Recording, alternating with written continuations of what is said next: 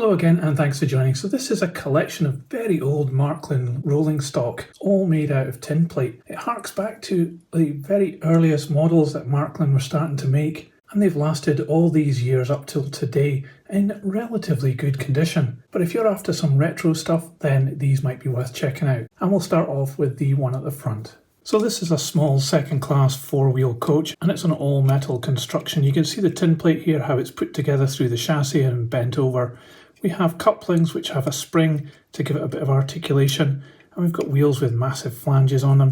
I think this is actually three rail, as is probably all of the models I'm going to show you today, and the wheels are quite crude and they don't revolve that great, but they're not too bad overall. And on the bottom you can see Marklin made in Germany. The buffers are made of metal and they're extra pieces that have been added on to the chassis, and even things like these handrails, which are extra pieces of metal which have been held on by the buffers, and they're made of metal as well. The chassis and the railings are all painted black. The body has got this nice green colour with some lining and also frames around the windows. There's no glazing of course, but we do have some really good printing actually on this. Obviously second class, some details up by the window as well in the corner.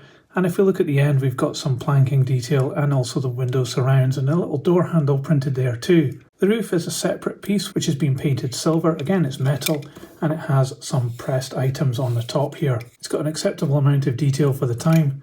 Anyway, let's have a look at the next one. This is the first of two coaches which are very similar. This one is a third class coach and it has rivet details stamped into the metal and also down here on the chassis, as well as some tanks and other bits and pieces. It is all made in metal, but it does seem to have a bit more detail than the previous one, including brakes in line with the wheels, which are the same kind of wheels. It's third rail again. And we have the couplings here cantilevered on a little spring. Underneath on this one it says Marklin, Germany. I'm not quite sure what was meant to be here. It might have been a light or something at some point in the past, but it looks as though a panel has fallen away and gone missing. The decoration is actually quite clear here. You can see the 3, no problem at all, and the coach number 3291. At the end we've got a lot of detail stamped into the metal as well, and the railings have got a bit more detail as well. Again, still metal. And the buffers, again, are metal screwed into the chassis. This one is suffering a little bit on the roof, but these are very old models. So let's have a look at the next one. So yeah, this is very similar to the one we just had a look at, but this is a second class one. You can see the 2s up here, and it's got some different printing up here of the specification of the coach. Aside from that, it's exactly the same coach as the other one, and because there's no interior, then the difference obviously is just the printing on it. We also have a hole on the bottom of this one, so I'm not sure what that is. If you know, actually put it in the comments, I'd love to know. And it's the same setup with the couplings and the wheels as well. You can see that this is actually another pressed piece which has been put in. It's a little bit loose on this one, but it seems to be fine on the other side. There's a bit of a gap obviously where the roof attaches, and there's a bit of a gap here where it attaches to the chassis. So obviously not up to today's standards, but that's not the point of these. They are very vintage models and getting on a bit now as well. Anyway, let's have a look at the next one. So this one is a much smaller coach and is a bit cruder as well. There's only a little ridge here which has been pressed into the metal. The windows don't have any surrounds, but we do have very clear printing, obviously third class, and the number is 327-1 up there. You can even see that this is a type CI coach, or that's what it's meant to be.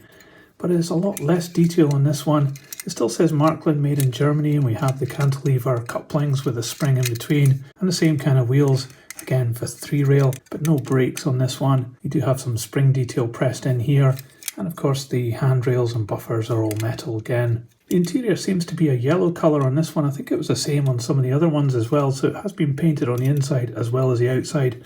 But what's wonderful about these models is parts like this where the tin plate has been folded and then pushed together with little tabs, I guess. And the roof is a separate piece again. It's got a little bit of rust and a bit of damage here and there, but you can see that some of the air vents have been pressed into the metal. Quite a neat little thing, but obviously I think this one needs a bit of restoration.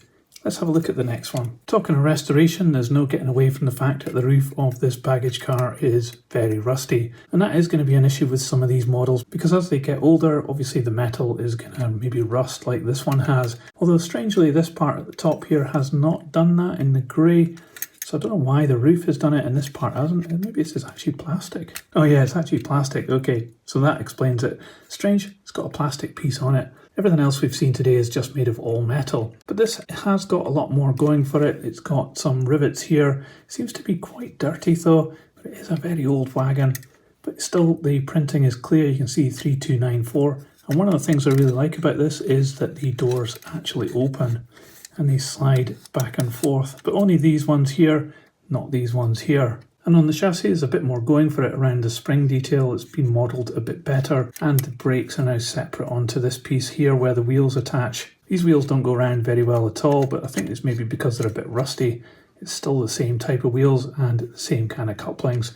And again, this strange hole in the bottom. This one has actually got little running boards as well, made of metal of course, and things like the ladders here on the end have been picked out with black paint, as well as some of the ribs around the door.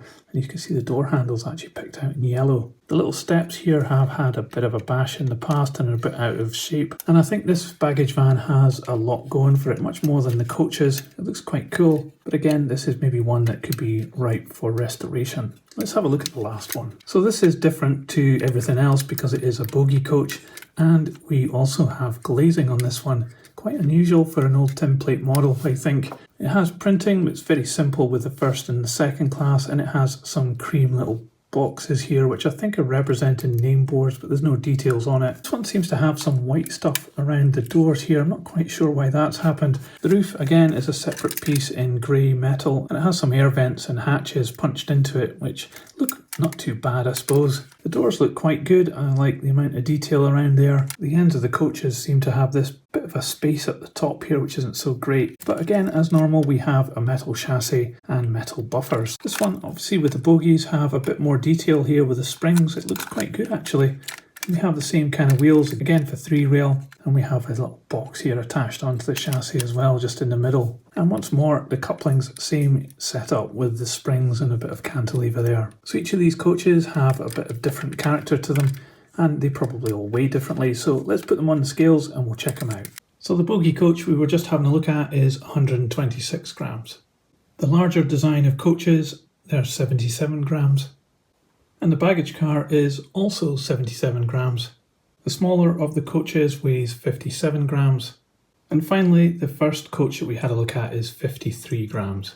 So this is an interesting collection of Marklin Tinplate coaches and also a baggage wagon. And I think these make an interesting thing to add to a collection if you're into vintage models. All of these came to me with a whole bunch of other stuff, so I'm not quite sure of the price, but I know you can pick up these coaches for not a huge amount of money on eBay and other online auction houses because people generally kind of don't want them. And that's especially the case if you want more modern stuff, or at least stuff that will pass as modern stuff, because these definitely will not. And also, they'll only run on 3-rail track. If you put it on something like Hornby track, it'll short out the power. But I think that's not the point. For me, I think these look great just on display on a shelf because they've got that nostalgic look to them. They look very vintage, and each one has got its own character as well.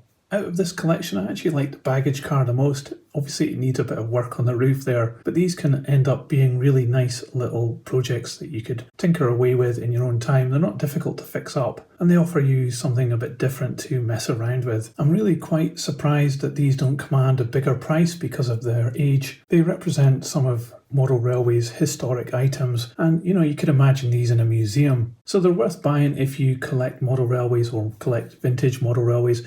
Not really if you want to run them, unless you have a specific vintage Marklin setup. But that's just what I think. What do you think about these coaches? Let me know in the comments below. I'd love to know your thoughts. And if you liked this video, please give it a thumbs up. It really helps this channel. I'm going to put the baggage car on the turntable because it was my favourite. And all that's left is just to say thank you for watching. I really appreciate you joining me in my exploration of vintage model railways. I'll see you on my next video. So model trains, model worlds, choo-choo, model trains, in tiny worlds, choo-choo, model trains, model worlds, choo-choo, model trains, in tiny worlds, choo-choo.